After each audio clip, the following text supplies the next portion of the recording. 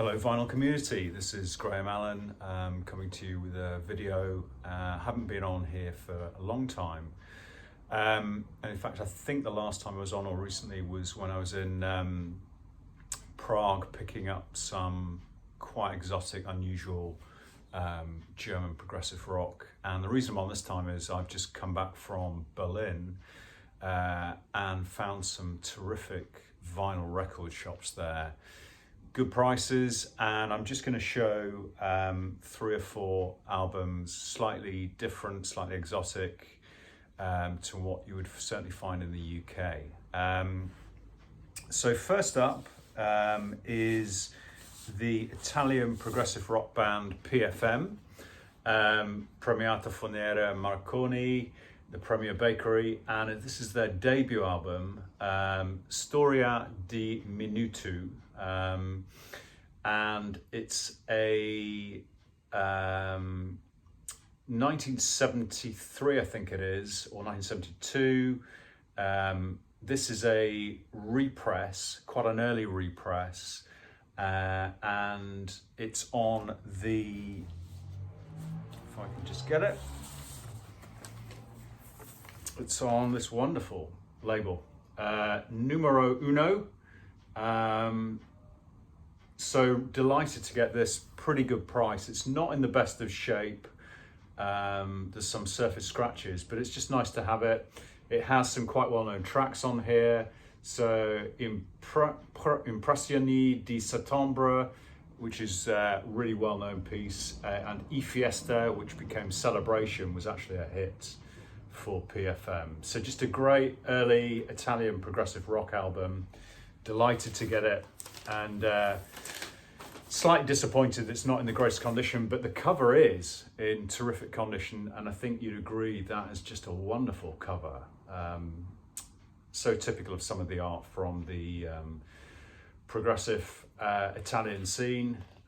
Great picture on the back there. So just really nice to have that. And as I said, I'm pretty sure that's a repress, but a very early repress of that album.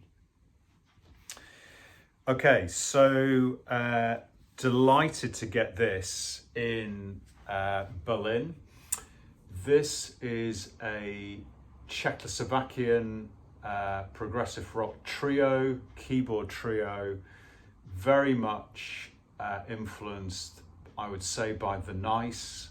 So it's Hammond-driven progressive rock trio with busy drumming and some fantastic bass work. The bass player is using a Rickenbacker with a pick. So think of people like Chris Squire, and the bassist with Renaissance, and I can't remember his name at the moment.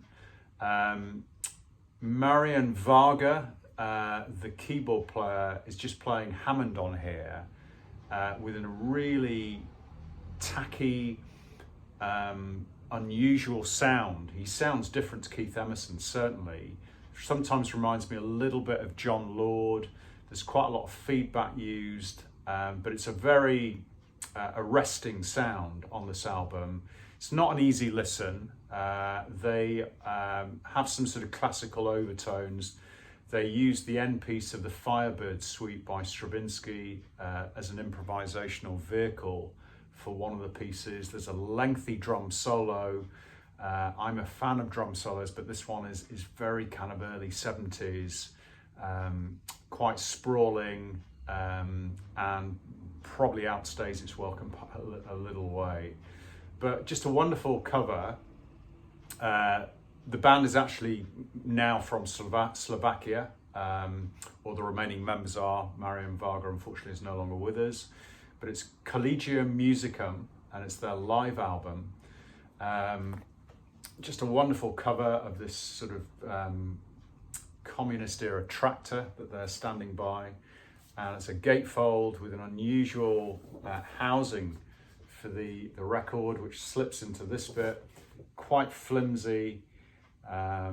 But just some great pictures, and it's a very exotic, unusual album to have. It's on the Opus label, which I'll show you in a second, but delighted to get to this for a good price. It's quite pricey in the UK. You can get it, and it sort of features in the history of keyboard-driven progressive rock. So particularly keyboard trios. There's not been that many of them. Obviously, Emerson, Lake and Palmer best known, but the Nice, and then there's been some other trios as well. So just to show you the label here, which is Opus, beautiful kind of light green label, fairly basic, fairly no frills, but wonderful to have that. So Collegium, Musicum, if you like keyboard driven trio music, very little vocals and some thundering bass and powerful drums as well. Mentioning Emerson, Lake and Palmer, I was absolutely delighted to get this. I always think I've got virtually everything, but I know there are a few things out there that I haven't got. This is a greatest hits album that I picked up, and the reason I got it is it's an old, basically East German pressing on the Amiga label. Amiga, I think, was virtually the only label that existed in rock music in East Germany pre-Berlin Wall days. I think it was an offshoot of the Areola label, which is quite well known as a German label. But this was German Democratic Republic. So this was 1980 pressing. Great to find this. What I love about this, if you're compiling a best of Emerson, Lake and Palmer, you would not put these tracks on here. They're really left field choices. Basically, side one is the whole of Love Beach, side one. Now, I'm a fan of Love Beach. I know a lot of ELP fans are absolutely not, but I kind of grew up with it. It was an early release album just after I got into them. So I think you often have a soft spot for those sorts of early releases, even though they might not be critically acclaimed. So the whole of side one is the side one of Love Beach, which is very commercial, very song, Greg Lake driven, not at all representative of the ELP canon.